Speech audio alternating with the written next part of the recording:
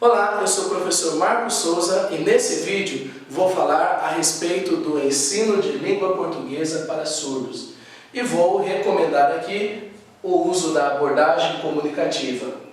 Eu começo a minha fala com uma citação.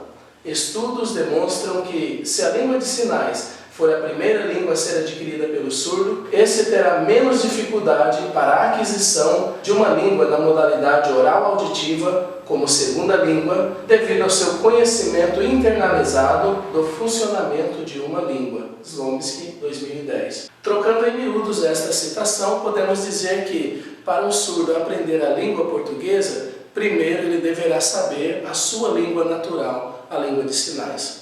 Como é que nós podemos então utilizar a abordagem comunicativa no ensino de língua portuguesa? Melhor, por que a abordagem comunicativa? Por causa das suas características. Algumas delas apresento aqui.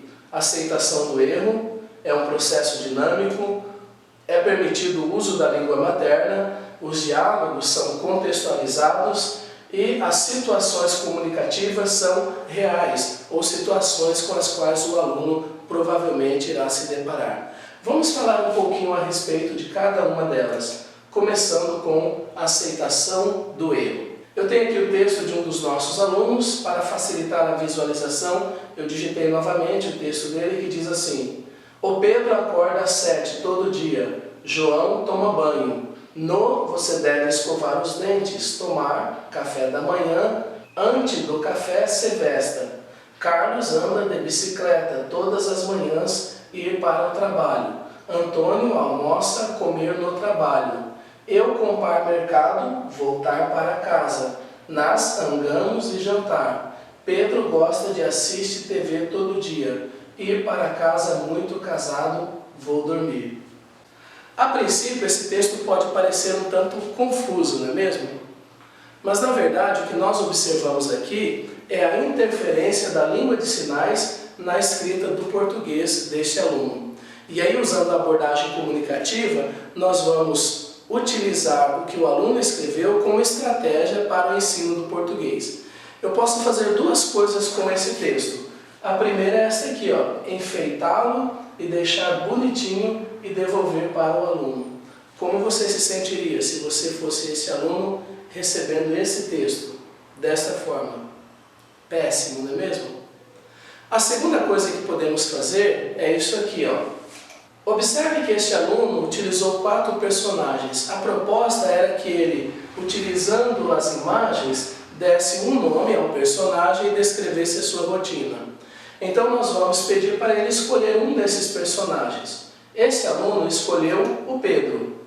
O que nós fizemos foi o seguinte: fragmentamos o texto, conforme podemos observar aqui nesses dois exemplos, as duas primeiras frases dele, e assim fazemos com todo o texto, isolamos em frases. Depois nós vamos dar a esse aluno opções na língua portuguesa. Como observamos aqui, 2 opções para a primeira frase, 2 opções para a segunda frase, e assim fazemos com todo o texto. Aí o aluno vai escolher uma dessas 2 opções para incluir no seu texto. Feito isso, teremos o texto final do aluno. Do nosso ficou assim, perfeitamente aceitável para os padrões da língua portuguesa.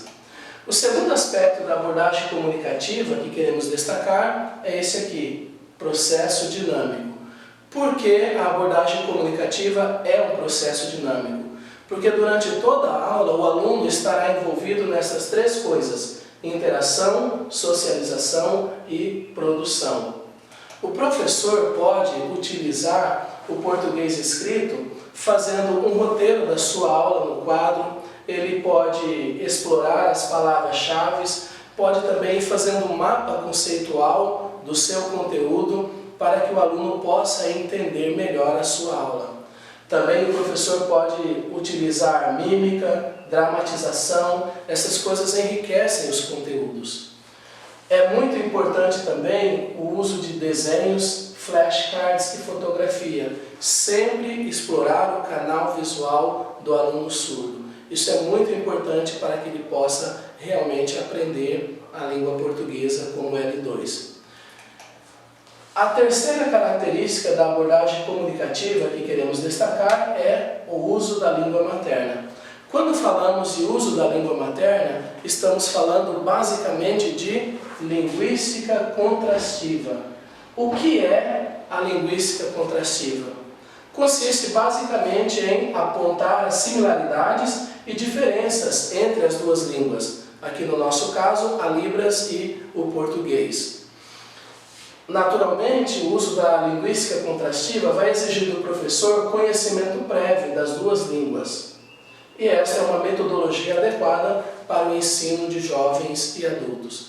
Vou mostrar aqui para você um exemplo de linguística contrastiva nessa aula. O professor Matheus vai me auxiliar. Observe. A palavra artigo, que tem este sinal, é uma característica da língua portuguesa. Veja como se escreve. O menino.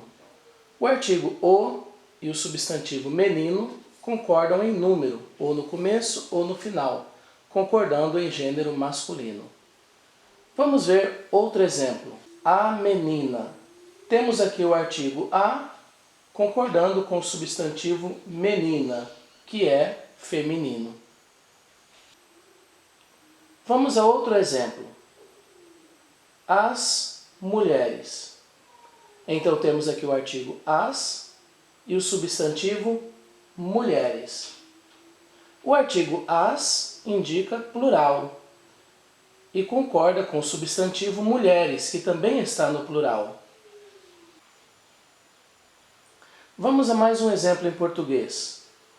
Os homens.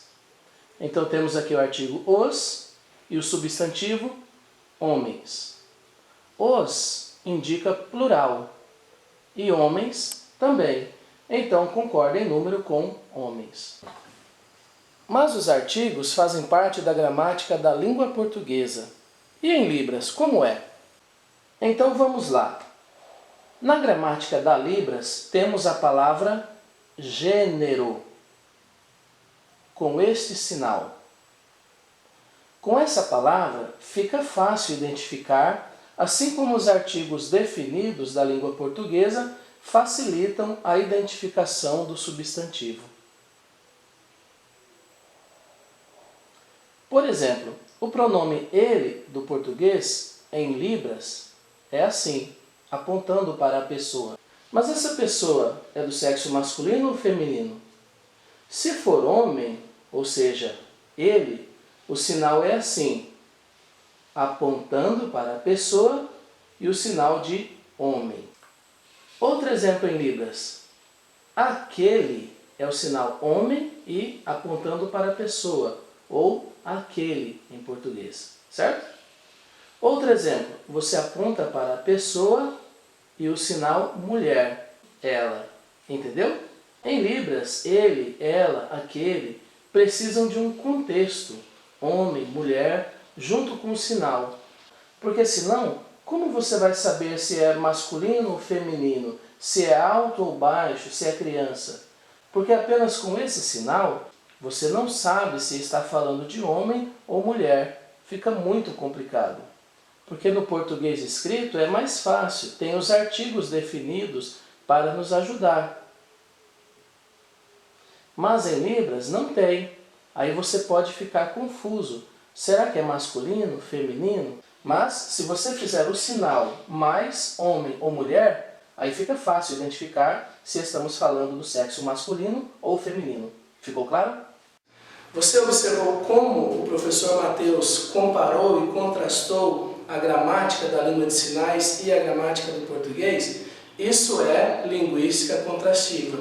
Por isso é tão importante o surdo saber a língua de sinais. Com esse conhecimento internalizado do funcionamento de uma língua, fica mais fácil para ele fazer essa comparação ou esse contraste entre as duas línguas. Depois da aula, nós fizemos algumas atividades. Um deles foi esse aqui. Os artigos definidos correta e incorretamente em cada frase, e aí o aluno tinha que dizer se estava correto ou se estava errado. Outra atividade que nós fizemos foi esta aqui. O aluno recebeu a folha impressa com a atividade E junto com a atividade nós fizemos a interpretação dos enunciados. Está aqui a nossa intérprete traduzindo os enunciados para a língua de sinais. Então o aluno assistia o vídeo com o enunciado e depois escolhia as alternativas. É claro que você não precisa produzir vídeos nas suas aulas com seus alunos. Isso aqui é um trabalho de toda uma equipe. Mas você pode fazer uso de imagens, você pode também contar com a ajuda do intérprete na tradução dos enunciados das suas atividades. Agora eu vou mostrar para vocês fragmentos de outra aula, explorando um pouquinho o campo da semântica. Polissemia é o tema. Observe. Por exemplo, este sinal tem 3 significados. Primeiro, laranja. A fruta laranja que você descasca e chupa dessa forma. Por isso esse sinal de laranja. Segundo, a cor laranja. Por exemplo, eu gosto de pintar utilizando a cor laranja. E terceiro, o dia da semana, sábado. Por exemplo, eu combino com a família de sair para passear no dia de sábado. Então você viu? Este sinal tem 3 significados diferentes. O sinal é apenas um, mas o significado é diferente de acordo com o contexto em que ele é utilizado. Vamos a mais um exemplo. Este sinal, ele pode ter 2 significados. Primeiro, a pessoa que trabalha interpretando. Então o surdo vai sinalizando e o intérprete vai traduzindo para uma língua falada. O outro uso pode referir-se ao ato de grelhar carne. Então você coloca na grelha e vai grelhando a carne. Observou? Então o sinal é o mesmo, mas tem 2 significados diferentes. A habilidade de interpretar para uma outra língua ou o ato de grelhar carne, por exemplo. Você observou? A polissemia ocorre na língua de sinais, conforme observamos na explicação do professor Mateus. No português, acontece a mesma coisa. Para exemplificar isso, vamos observar 4 frases.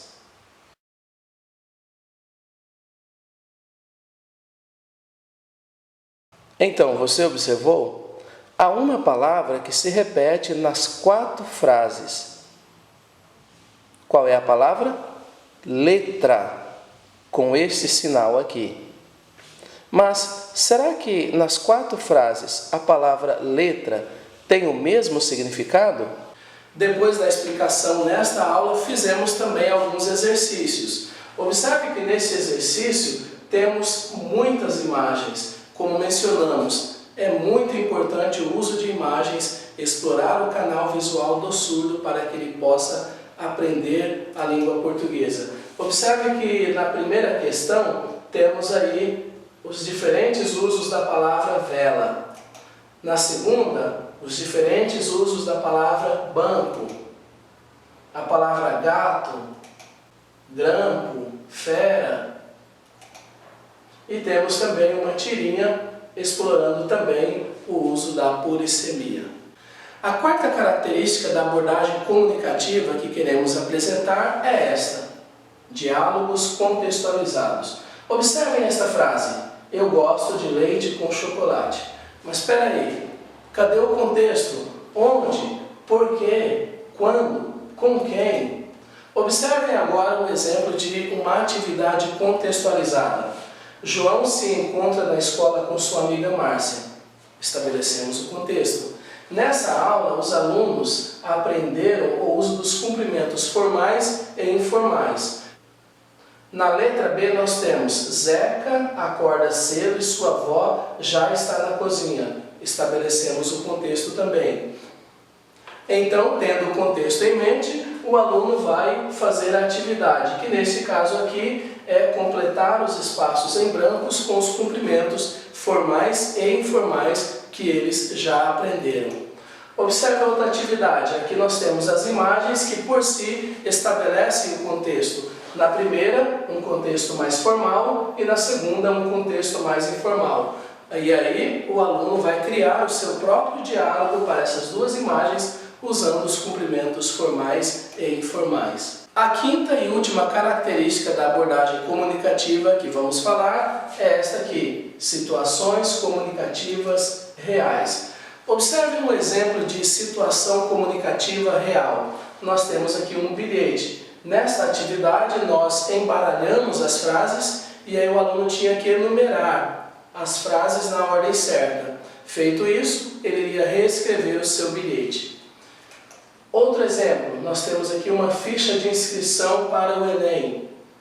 Outro exemplo de situação comunicativa real. Um e-mail para uma instituição solicitando mais informações a respeito de um curso. Observe também esta outra atividade, situações comunicativas reais, neste caso explorando o uso do verbo ser. Então aqui nós temos um diálogo utilizando o WhatsApp, que é um meio que todo mundo utiliza atualmente, né? Uma situação comunicativa real.